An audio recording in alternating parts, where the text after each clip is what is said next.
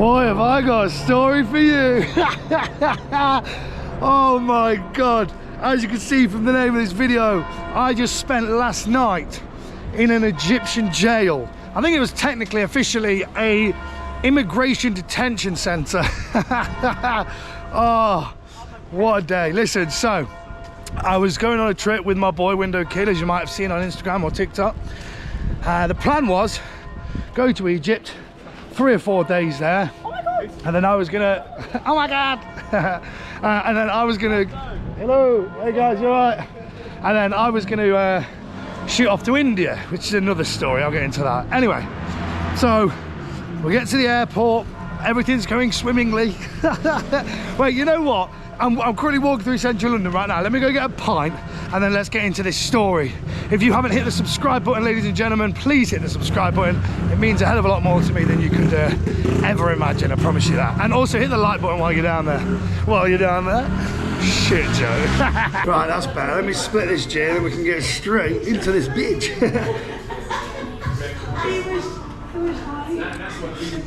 Lovely stuff. Anyway, right. So we get to the airport, all nice, all sorted.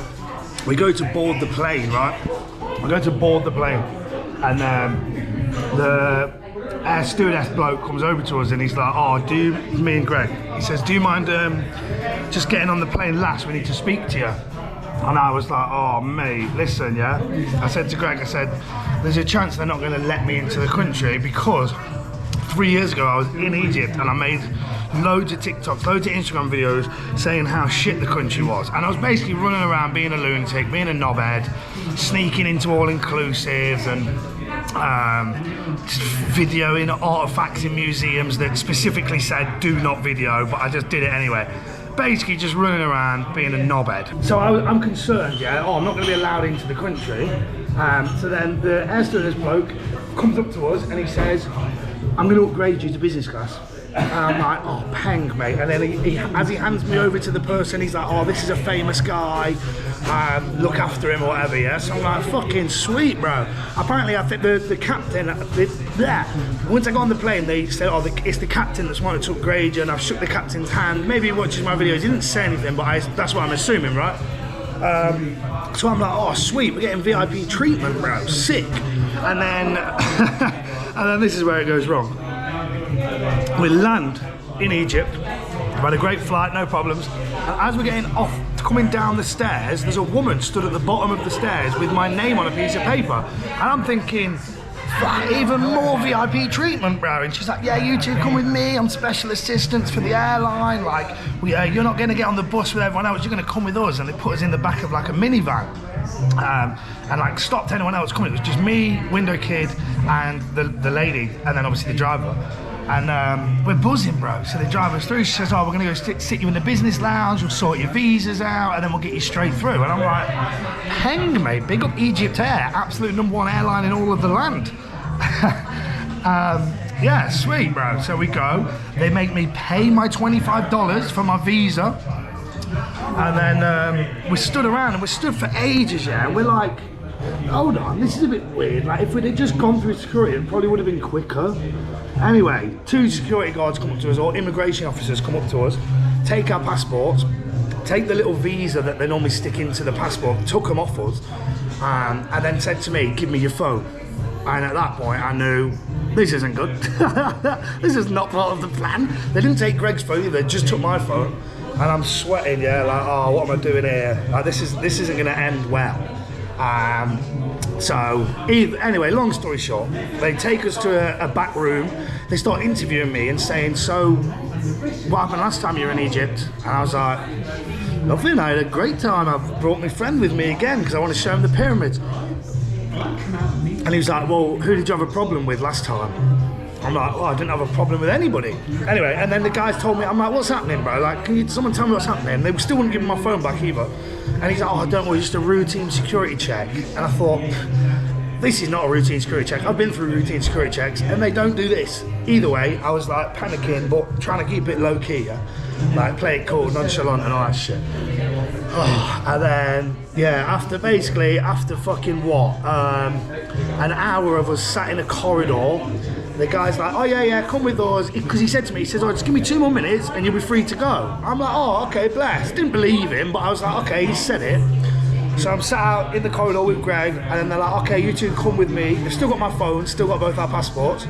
They then like take us, and then one of them starts taking me another way. And I just look at Greg, we both give each other a thumbs up like, sound mate. I'd bear in mind at this point, I'd told Greg my dad's phone number, because I don't know what's going to happen in it. I didn't know if I'm just going to get sent home, I didn't know if I was going to Egyptian jail or what the crack is, yeah. So yeah, I've given him a little thumbs up, and then, oh fucking hell.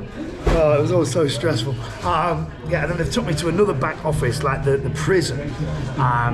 And the guys basically just said, look, you're blacklisted from the country, you're banned, permanently banned from the Gucci store.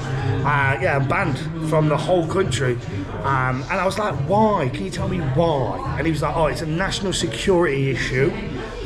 It's completely out of our controls. If you go and speak to the embassy in Britain, then maybe you'll be able to find out, but we can't tell you. All I can tell you is that you're banned from the country for something that's probably happened previously, but I can't confirm or deny. And I was like, well, I fucking know what that was. It's because I said your country was a shithole, because guess what? It's a shithole. Okay, you've got the greatest architectural feat of all time, the pyramids, and then next to it, you've barely got a pavement. It looks like a fucking war zone. It's a shithole. Honestly, it's fucking horrible. Okay, I'm gonna double down on it because I'm never going back. Yeah, then basically the guy was like, oh, I'm gonna give you the chance, yeah? Like normally, it's that whoever airline brings you to the country, it's their responsibility to make sure that you get home. He says, but we're gonna bend the rules a bit. And he says, if you can just book a flight anywhere in the world, you can just go. And I'm thinking, they must know it's me, because otherwise, who else would just want to go somewhere random in the world? Do you know what I'm saying? Like, there's a lot of little tiny signs, yeah. It's hard to portray it, but like that, I'm thinking this fucking guy knows what's happening in it. It's not just random. It's not just, oh, I don't know. Anyway, I'm sat there 1 a.m. at this point, yeah, and I'm trying to book a flight to Germany because it was the only flight at 4 a.m. All the other flights were at like 10, 11 a.m. and I didn't fancy staying in this immigration office, yeah. And I'm taking the piss because I'm fucking trying to search it, trying to book it. It was 700 quid as well. I was probably trying to find any other flight. And then I was taking too long. An angry immigration officer come bursting into the office and said, enough time, and he's grabbed my phone. Luckily I managed to lock my phone just before he grabs it, and he's like, come with me, and he opens this like fucking metal slammer door, and he's like, go to sleep, don't touch anything. And I've walked into this room, yeah, and there's 8 bunk beds, metal bunk beds, and a table in the middle, stinks as shit, bright lights on, yeah, and bear in mind it's 1 a.m, there's about 4 other Donnies in there, the sort of Donnies you'd expect to see inside an immigration detention centre, yeah, and there was no other English people in there, do you know what I'm saying, let's put it that way. And then, yeah, and I'm fucking like trying to talk to this one guy, but he barely had any English. I managed to tell him the time, and that was about it. But all the mattresses were all like ripped and dirty and stained and black, and it stunk, and there was cages on the windows, like it was a proper fucking prison. And I'm like just lying on this bed just like this, yeah, and it's all itchy. There's like a duvet, but it's more like a rug. And it's like bare itchy and that, and I'm just like, oh, this is so gash, yeah. And all the prison officers, every so often, one would come in and he's just smoking cigarettes inside and shit, yeah.